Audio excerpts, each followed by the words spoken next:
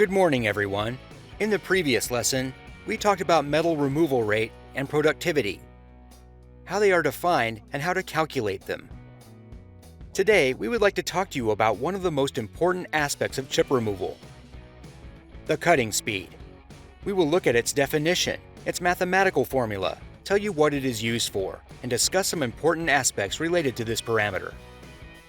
But now, we'd better get started. I'm Fabrizio, he is Paolo, and this is CNC of Course.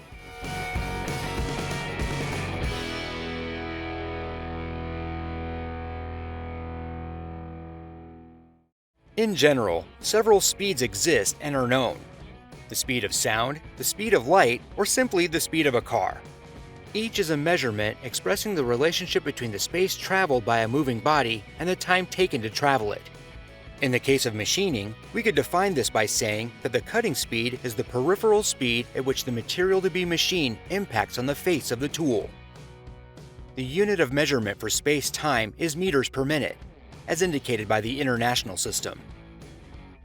Let's look at this in more detail. What do we know when we operate a lathe, for example? Aren't you doing anything today? Come on, give us a hand. Come on. Perfect, Paolo. The first is the diameter of the part to be machined, and the other is the spindle speed set on the machine tool. Well, Paolo, we already have something to work with. Let's now fix a very precise point on the workpiece at the turning diameter and analyze its path within one revolution. The point, therefore, moves over a distance physically called space. But what space are we talking about? Tell me, Paolo. Circumference? Well done. The point has completed the space equal to a circumference that we can calculate as diameter times pi, namely d times 3.14. So, let us put the space in our speed formula as d times pi. Well, Paolo, now for the time. But, do we know the length of time to cover that space? Come on, Paolo, at the beginning you told me you knew two things, the diameter and the speed. 9. You fell for my trap, but you were close. The RPM, spindle speed, is actually a frequency. That is, revolutions completed in a unit of time. Now, to derive the time from the frequency, just do the inverse. So 1 divided by frequency gives us the time. Adjusting things a bit, we get the formula for cutting speed. So, cutting speed equals diameter times pi times spindle speed expressed in meters per minute. What are you trying to tell me? Oh yeah, that's right. I made a mistake. We need to sort out the units of measurement. The cutting speed is expressed in meters per minute, but the diameter of the workpiece is usually indicated in millimeters.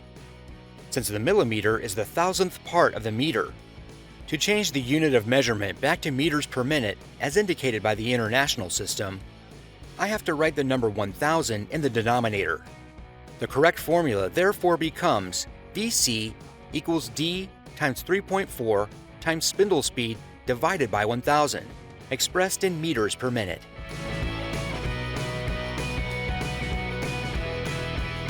The first application is to use the formula to calculate the cutting speed starting from the parameters already in use in our machining process.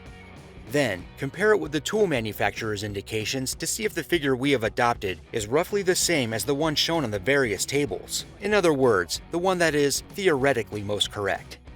For example, if we are making a 50 diameter pass at 1000 RPM, the cutting speed we are working at will be 157 meters per minute.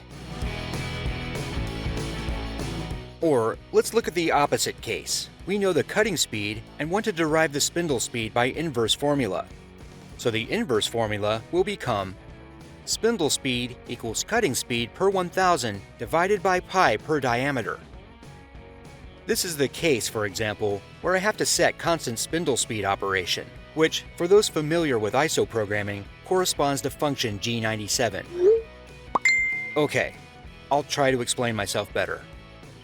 Usually in turning, we have two ways of setting the spindle speed. The first, and also the most recommended way, is to directly define the cutting speed, also known as constant cutting speed machining.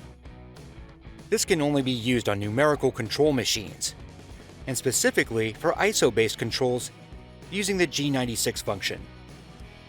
The second mode is the direct speed setting, which works at constant revolutions and which corresponds, as we said before, to the ISO G97 function. You asked an intelligent question. Well done, Paolo. Whenever possible, it would be better to work at a constant cutting speed because, as we will see in the next lessons, this parameter influences the wear and life of the cutting edge. We will therefore only use G97 fixed revs when really essential. Let us now try a different approach to this technological parameter. Let's ask ourselves the question, how do we choose a cutting speed? What are the main aspects that influence the choice of this data? Hold on, Paolo. I know you're prepared. Let's go in order and try to answer. Would the material of the piece play a role? Of course it would. Different materials mean different cutting speeds. It's one thing to machine an aluminum component, but quite another one to turn apart in cast iron or steel. The hardness and all the other characteristics of materials that are so different from each other would lead us to make completely different choices. This is why tool manufacturers try to identify the materials that make up the workpiece in their specifications. They also do this on the basis of ISO standards by grouping the main materials to be machined into 6 families and naming them with different letters and colors. Don't worry, Paolo. We're going to talk about it in another lesson. Let's get back to the choice of cutting speed. The material of which the tool is made will also be an important discriminating factor in the choice of this parameter. An HSS, high-speed steel, cutting edge is not the same as a carbide one. The greater wear resistance of the cemented carbide tool will allow the cutter to be used at a higher cutting speed. The same thing could be said about the machine tool at our disposal. It's easy to see the differences between a new concept machine and a traditional one. Often, on a conventional machine, it will not be easy to apply the speed suggested in the tool manuals due to obvious technical, mechanical, and performance limitations. Now, if we have a machine of this type, we should also question the choice of tool we made previously, and therefore pay close attention to the toughness of the cutting edge.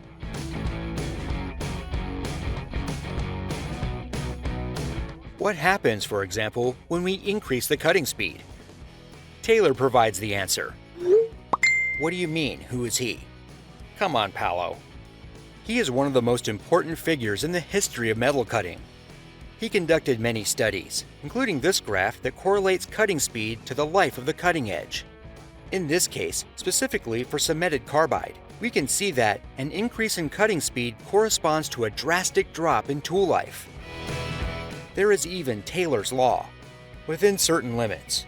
Taylor stated, and subsequent studies have also shown this, that by increasing the cutting speed by 20%, the tool life of the carbide cutting edge is halved. So in short, to give just one example, going from 100 meters to 120 meters per minute will mean consuming more tools and thus increasing production costs. Obviously, the volume of chip removed will increase proportionally. But will this increase be sufficient? This is the question we have to ask ourselves, so we will need to make a careful assessment and draw up a final economic balance sheet. That's right, Paolo. Let's take a step back and spend an extra minute deciding which cutting speed to set. It is not easy for tool manufacturers to put working data in writing. They publish tables for each type of tool in their respective manuals. But in order to do so, they have to set very precise working conditions. Given that these criteria and conditions do not, in most cases, correspond to those in the actual machine workshops, our invitation is for you to consider this tabular information as simply a starting point. So folks, in our lesson today, we talked about cutting speed, how to calculate it, the differences with speed, how to make a wise choice, and how this working parameter affects chip volume and cutting life. We will talk about all these aspects and other ones related to the management of the work data in another lesson, obviously on CNC of Course. Paolo and I thank you and look forward to seeing you next time.